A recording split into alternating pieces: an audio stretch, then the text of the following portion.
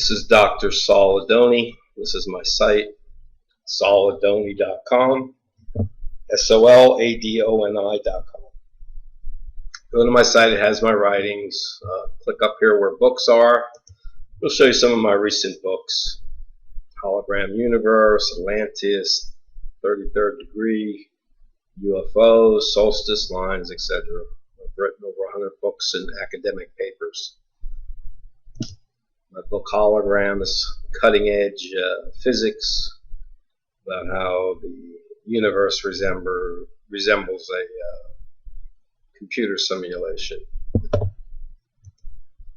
knowledgeable about ancient civilizations, and the lost ancient civilizations are now unearthing all over the world. I'm an expert on the occult, the 33rd degree rites of the Masons. I do a lot of work with solstice lines energy, which controls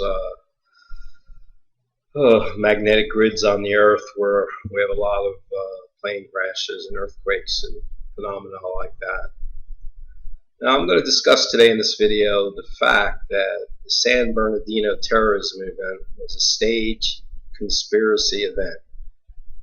It really happened, people did die, but it's not being revealed to the public who was behind it. First, I'm going to discuss fingerprints. When you have a suspected terrorist cell, you don't let the media in 2 days later to destroy a vital crime scene. So within 48 hours, this was the biggest clue that this was a red flag event.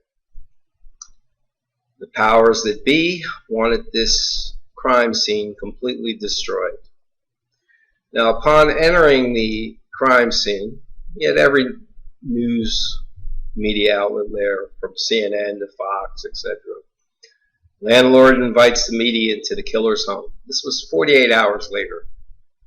Now, in any crime scene where you're trying to figure out who's involved, the FBI should have went through this building and collected all DNA and fingerprints all over the place, and they didn't. So strings were being pulled to destroy this crime scene, so no one would never be able to say who's ever been in that apartment. These are some images. This is the kitchen. Whose DNA is on all this plates and glasses in the kitchen?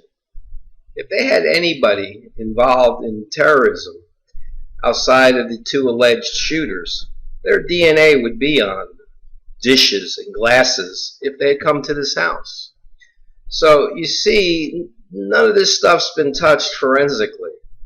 There's no powder on anything. All these dirty dishes are left, and it would have been a cornucopia of forensic evidence to prove who's been inside this house. Yet, within 48 hours, the media and the public were parading around this home, destroying all fingerprint and DNA evidence. So the question is, who didn't want this information to become part of the investigative record? Who in the FBI allowed this to happen? Who's pulling the strings? Here's the baby's room. Do you see any fingerprint powder on the walls? Who's been in this room? No, it's untouched, just like the kitchen. Here's the bathroom. No fingerprint powder whatsoever. It's untouched. The FBI came in and ignored all types of forensic evidence. This is 48 hours later, after the FBI is telling the world, oh, this is terrorism. Well, why wasn't this properly investigated? Who didn't want the fingerprints and DNA evidence inside this home to come to light? Now, when a crime scene occurs, this is what the walls start to look like. They hit all the walls with fingerprint dust, and all these fingerprints start to show up. Nothing like that was done in that house. Look at the pictures. Nothing. There's no fingerprint dust anywhere.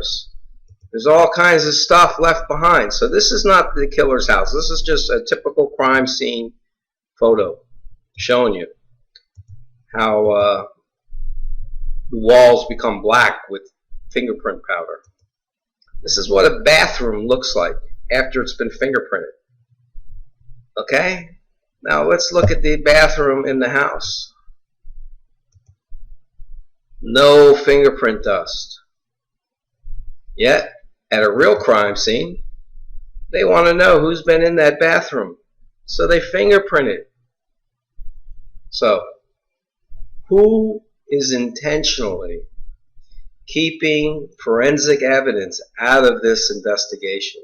This was not a terrorism event. It's staged to look like terrorism, but if the FBI actually believed these two Muslim young couple with a young baby were involved, they would not have destroyed that crime scene. That crime scene could have exonerated them, because it would prove that there's been no terrorist in that house. Let's talk about who profits from making the public think about terrorism from ISIS. Do a little search on Google for SAIC company.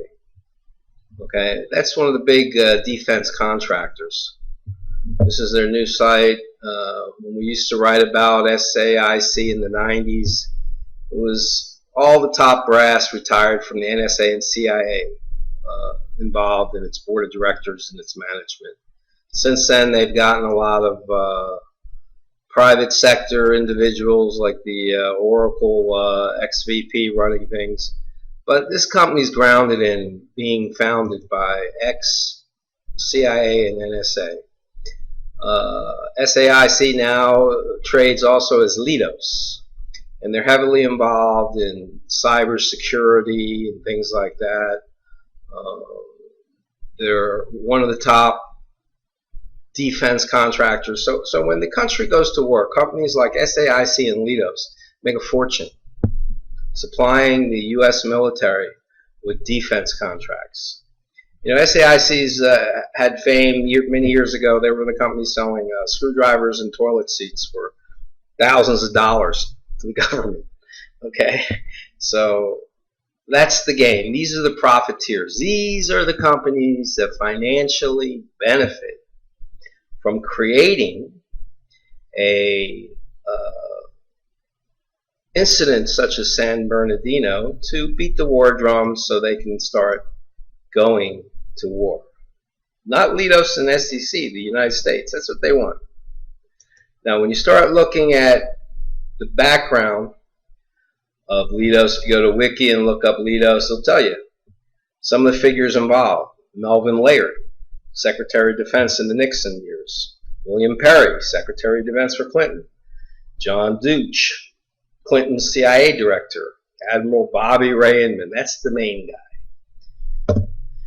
He's been in charge of both the NSA and the CIA, as well as David Kay, who's been heavily involved. These were the guys running this corporation for years. These are the guys that have all the stock, that make all the money.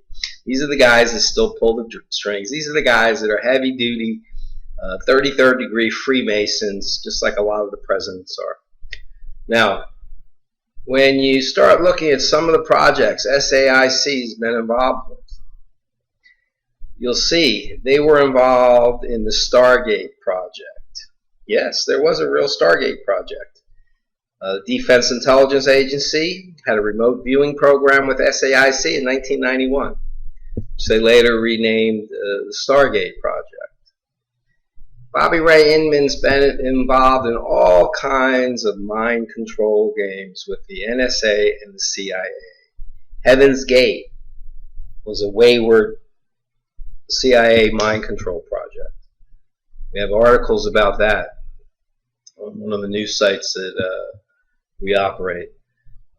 So things are not always as they appear. SAIC, Lidos, companies like that have a vested interest in profiting from wars on terror. These are companies that could easily manipulate a young couple like that with mind control, where there are agents involved, and that's why the fingerprints and DNA is now destroyed, to show you who was in that house. manipulating this couple? Or was it just a special ops group knowing that this couple had arms and they would be easy to set up as patsies after the event happened? Eyewitnesses explained that there was 2 or 3 men, not a man and a woman, and they described them as tall, 6 foot tall, athletic. The wife of Saeed in this instance is a petite female, small, like 90 pounds, tiny woman. So how can she be mistaken as a 6 foot tall, athletic male with a beard? These are the descriptions eyewitnesses to the actual shooting gave. So, was it a special ops team that then pointed the finger at this young couple? Or was it a mind control operation run by people reporting to figures like Bobby Ray Inman that are experts in doing this type of thing, manipulating people over their mind? So the bottom line is this woman who allegedly turned Saeed into this raging terrorist, she's from Pakistan and Saudi Arabia. Those countries are Al-Qaeda strongholds. They're not ISIS strongholds. So if she had been any type of spy from Al-Qaeda coming over to turn an American male so they can then go kill only 14 people in his job site at a Christmas party, she would have been Al-Qaeda, not ISIS. There is no way ISIS reached someone in Pakistan or Saudi Arabia to make them a sleeper cell spy in the scenario they want you to believe. Okay? Once you see that crime scene was destroyed with intent, 48 hours afterwards, that means there is a conspiracy, there is a cover-up. The government doesn't want you to know who's been in this house, who was possibly manipulating the minds of these people to do this event if they did it. Or was it just really 2 or 3 males with beards who were athletic? It was a hit team sent in, moved with military precision. They come out, then the powers that be dump some pathetic explosive bombs in the couple's house to paint them as, oh, they're bomb manufacturers. Well, why would you destroy that crime scene if that was true? So this is a typical cover-up. It's clear as day to anybody that has a brain that the government, by allowing this media horde in there to destroy the crime scene, and then looking at the crime scene, it wasn't analyzed for fingerprints or DNA. Look at it. It's virgin crime scene. This is what it should have looked like. It doesn't look like that. Why does the toilet not look like that? Okay? So this event, people, is being manipulated by the powers that be, so we can now beat the drums of war and start lobbing smart bombs and Tomahawk missiles and all kinds of expensive weaponry that a handful of companies that were all created and all ran and now all owned through stock by retired ex-CIA and NSA officials are going to profit from America's next war on extremist terrorists, just like the Afghan and the Iraq wars. Syria will become a battlefield. It's going to be done in the near future. You're going to have this event in San Bernardino as one of the triggers that people are going to say, we have to go over there and do this. Okay, yet if you look at the crime scene, it was intentionally destroyed by the media. So who sent the media in there? Who allowed the landlord to allow the media in there? Why wasn't the house forensically touched like it should have been for fingerprint and DNA analysis?